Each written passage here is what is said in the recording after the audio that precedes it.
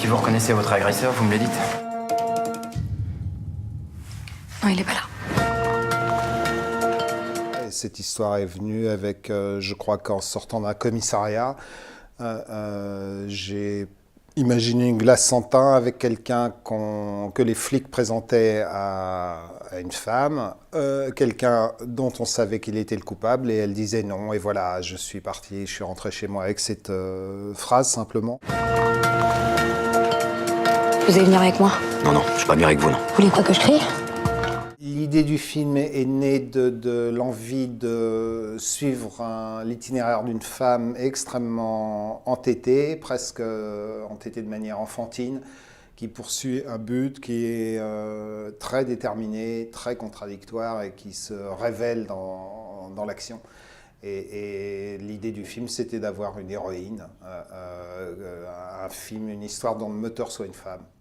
Ah, attendez, vous pourrez pas... Allez, on se donne la main. Allez, on y va. Elle est où ma chambre? Viens ici, toi. De toute façon, on a juste payé un petit bout. Vous devez être heureuse de partir de Paris. On est heureux. Très, très heureux. Les problèmes auxquels sont confrontées les héroïnes du film sont tout à fait ceux d'un grand nombre de gens. Ce sont des problèmes répandus. Il s'agit par exemple de perte d'emploi dans le film, de problèmes financiers. Ce sont des choses qui appartiennent à notre époque, qu'on peut appartenir à d'autres aussi. Mais enfin, c'était, si vous voulez, le socle de l'histoire, ce dont j'avais besoin pour faire une histoire et pour donner une impulsion et un but aux personnages. C'est eux qui voulaient que tu viennes travailler dans leur banque, non? Quand t'arrives en dernier, tu parles le premier, voilà. Il y avait plus que 8 jours pour que je sois plus à l'essai. Ils me doivent rien, Juliette. On va aller où? Et la maison, ça veut dire quoi? Je ne crois pas que ce film soit absolument un film de genre. Si c'est un film de genre, c'est de plusieurs genres mélangés. C'est-à-dire que le point de départ était, encore une fois, le portrait d'une femme à l'intérieur d'une histoire policière. C'est-à-dire que je voulais qu'une femme absolument ordinaire vive une histoire extraordinaire et quelqu'un comme vous ou moi devienne vraiment le héros d'un film policier. Tu me veux quoi, là? C'est de l'argent que vous cherchez, non? J'ai 3 distributeurs là-bas sur le côté. Et il y a un mec qui passe tous les soirs pour remplir les machines. Vous croyez que vous pouvez prendre le premier mec qui passe et lui dire viens, on va se faire une banque? Mais vous êtes qui, vous? Je vous donnerai un tiers de ce qu'on arrivera à sortir. Ah non, mais faut m'oublier, là.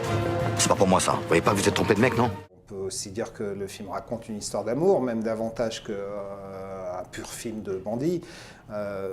Mais la colonne vertébrale de l'histoire était il s'agit d'un hold-up, donc on a la tension et toutes les conventions et les codes d'un film de hold-up. Les caméras de surveillance n'enregistrent rien. Les employés veulent pas être filmés. Tu veux pas que j'ai plus besoin de toi que d'une maison? Pour aller là-bas derrière cette porte, faut être dans votre état, faut avoir la rage. Moi aussi j'ai peur, qu'est-ce que vous croyez? Et j'avais une certitude, parce que je connais bien le carrefour où j'ai tourné le film, là, avec le métro qui passe, le métro aérien, la ligne 6.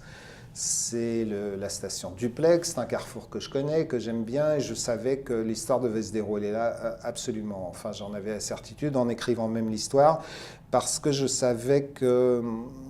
je ne sais pas comment dire ça, mais je savais qu'on aurait de toute façon du spectacle, si vous voulez. Je ne sais pas pourquoi, mais cet endroit est en soi cinématographique. D'abord parce que probablement le métro aérien appartient à l'histoire du cinéma, de Paris au cinéma plutôt. Enfin, je ne sais pas, c'est pas un film extraordinaire, mais Les Portes de la Nuit, on voit beaucoup le métro de la Porte de la Chapelle. Plusieurs histoires, enfin, je ne me souviens pas de toutes, mais le métro aérien, c'est un endroit par excellence photogénique. Et ce carrefour, d'une certaine manière, il donnait presque sa raison d'être à l'histoire. Avec le métro, la proximité des immeubles d'en face, il y avait aussi un côté, si vous voulez, un côté voir sans être vu et un côté voyeur aussi. Il y a une telle diversité, une telle richesse dans Paris d'architecture, de type de personnes, d'un quartier à un autre, ça existe encore. Je crois, enfin moi je peux le vérifier d'un coin de Paris à un autre, enfin la différence entre la rive gauche et la rive droite par exemple, moi je suis de la rive droite,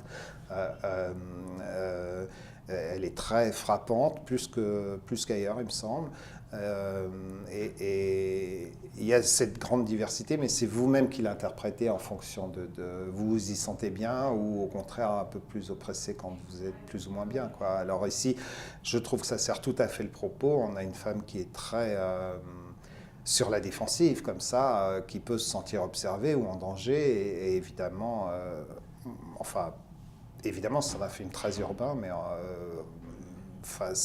Paris s'y prête absolument bien. Non seulement il s'y prête, mais encore une fois, c'était le moteur de l'histoire, c'était ça, c'était le Paris, montrer Paris. De toute façon, c'est foutu d'avance. Pourquoi vous êtes encore là? Bon. Vous appelez comment? Peut-être que c'est mieux qu'on se connaisse pas, non?